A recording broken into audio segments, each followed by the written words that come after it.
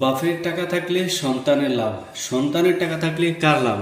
যদিও বিষয়টা ভাবার বিষয়, বাস্তবতা বড়ই কঠিন। যে কোনো সন্তানের যদি টাকা থাকে, সন্তানের মঙ্গল অথবা সন্তানের যে কোনো একটা কাজে লাগতে পারে। যে অল্প বয়সে বাবা অনেক কষ্ট করে সন্তানদেরকে মানুষ করে, সেই ছোট থেকে মানুষ করে, তার সন্তানের জন্য তার সবসময় একটা চিন্তা থাকে, আমার সন্তানের ভালো একটা কিছু করার জন্য আমাকে একটা কিছু করতে হবে। কিন্তু বাপে অনেক কষ্ট কসরত করে সন্তানের জন্য অনেক কিছু করে, টাকা পয়সা কামিয়ে ইনকাম করে সন্তানের জন্য রেখে যায়, কিন্তু বাস্তবতায় এতই কঠিন নিষ্ঠুর, শেষ বয়সে বাবা মায়ের কপালে সন্তানের ভাতও জোটে না, থাকতো সেবা।